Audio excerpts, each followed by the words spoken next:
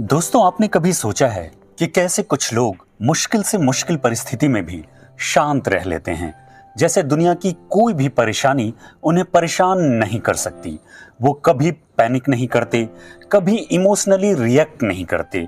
कोई भी उन्हें देखकर अंदाजा नहीं लगा सकता कि उनके अंदर क्या चल रहा है। जिंदगी चाहे उन्हें कैसी भी मुसीबत में डाल दे, किसी भी मुश्किल में डाल दे, वो शांत, कॉन्फिडेंट और नियंत्रण में रहते हैं। आखिर क्या है उनका सीक्रेट?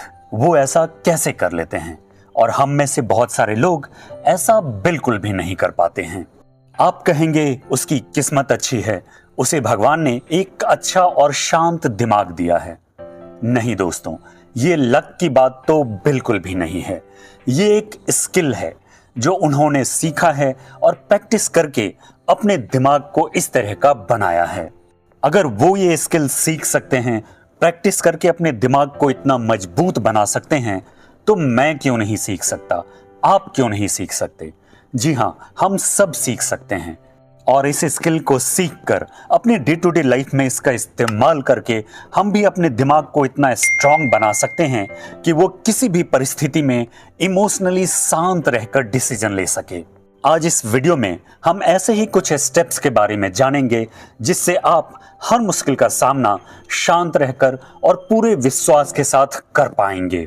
हम सब ने यह महसूस किया होगा कि जिंदगी हर दिन हमारे सामने एक नई चुनौती लेकर आती है जो हमें अपसेट कर देती है। जैसे किसी की कड़वी बातें, किसी काम में असफलता या ऑफिस या घर में एक मुश्किल दिन।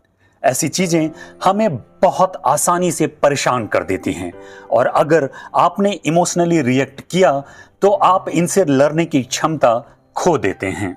अपने आसपास के सफल लोगों को ध्यान से देखिए। क्या आपने उन्हें मुश्किलों में पैनिक करते हुए देखा है? नहीं, वो हमेशा शांत और विश्वास से भरे हुए होते हैं। वो इस नियम को बहुत अच्छी तरह जानते हैं कि जैसे ही उन्होंने फ्रस्ट्रेशन दिखाई, वो कंट्रोल खो देंगे। याद रखिए दोस्तों, अपने आप पर, अपने इमोशंस पर कंट्रोल कर पाना सफलता की नींव है। अगर आप अपने इमोशंस को कंट्रोल कर पाते हैं तो आप अपने डिसीजन को कंट्रोल कर पाते हैं, और अगर आप अपने डिसीजन को कंट्रोल कर पाते हैं तो आप अपने फ्यूचर पर भी कंट्रोल कर पाते हैं। तो आप अपने आप को कैसे ट्रेन कर सकते हैं कि कोई भी मुश्किल आपको आसानी से परेशान न कर पाए? आइए इसे आगे स्टेप बाय स्टेप सीखते हैं। सबसे पहला स्टेप है कंट्रोल योर रिएक्शन। हम में से ज्यादातर लोग बिना सोचे समझे तुरंत रिएक्ट करते हैं जैसे ही कोई मुश्किल परिस्थिति हमारे सामने आ जाती है, पर ये गलत है।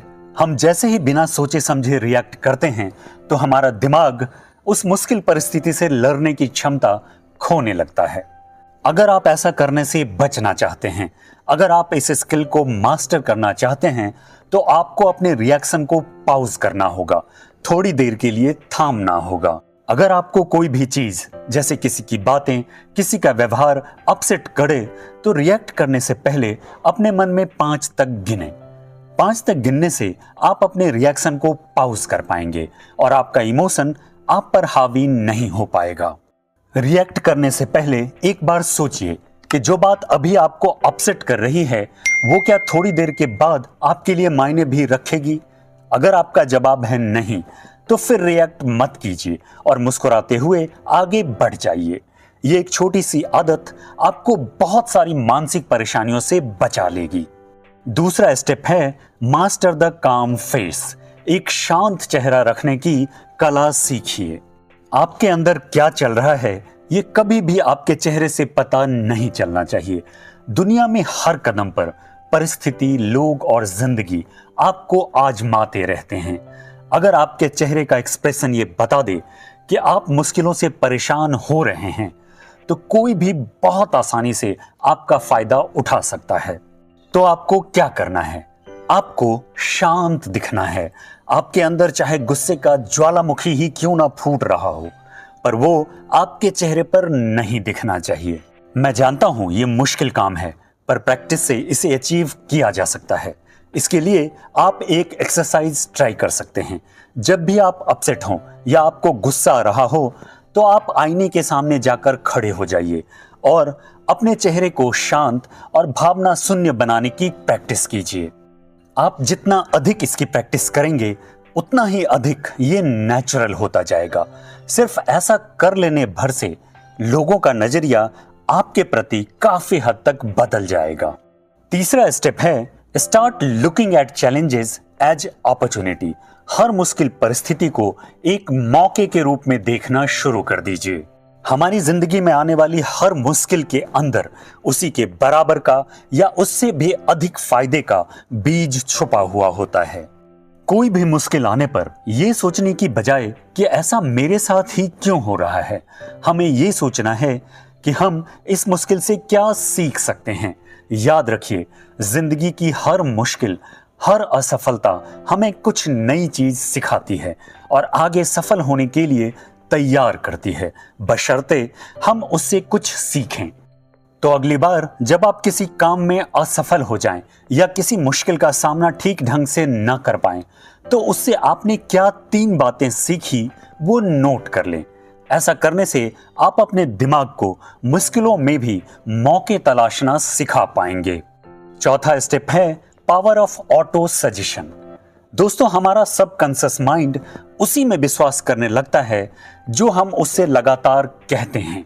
मुश्किल परिस्थिति आने पर अगर आप अपने सबकॉन्शियस माइंड से बार बार ये कहेंगे कि मैं परेशान हो गया हूं, हमेशा मेरे साथ ही ऐसा क्यों होता है, मैं इसे और हैंडल नहीं कर सकता, तो यकीन मानिए आपका सबकॉन्शियस माइंड ये सुनिश्चित करेगा कि ऐसा ही हो। पर अगर आप ये कहें कि मैं शांत हूं, परिस्थितियां मेरे कंट्रोल में हैं, मुश्किलें मुझे डरा नहीं सकती, तो आपका सबकॉन्शियस माइंड इस पर विश्वास करेगा और आपको मुश्किल परिस्थितियों में शांत रहने में सहायता भी करेगा। अगली बार जब भी आप किसी मुश्किल परिस्थिति में पड़ें, तो आपको अपने सबकॉन्शियस माइंड से यही कहना है और बार बार कहना है। आप देखेंगे कि आप मुश्किलों से डरने की बजाय उससे लड़ना सीख गए हैं। 5वां स्टेप है keep your mind focused on the goal. अपने लक्ष्य पर अपना ध्यान केंद्रित रखिए। दुनिया के सभी सफल लोगों में एक बात कॉमन होती है कि वो अपना सारा ध्यान अपने लक्ष्य पर केंद्रित रखते हैं और किसी भी तरह की परिस्थिति उन्हें डिस्ट्रैक्ट नहीं कर पाती है। जब भी आपको कोई परिस्थिति या व्यक्ति परेशान करे, तो अपने आप से ये पूछिए कि क्या ये मुझे अपने गोल तक पहुंचने में सहायक सिद्ध होगा? क्या मुझे इस पर अपना दिमाग और अपना कीमती वक्त खर्च करना चाहिए? अगर जवाब है नहीं, तो उस पर ध्यान मत दीजिए, उससे बचकर निकल जाइए और अपना सारा ध्यान अपने लक्ष्य पर केंद्रित रखिए। आपका फोकस आपकी सबसे कीमती चीज है। छोटी मोटी परेशानियों को उसे चुराने मत दीजिए।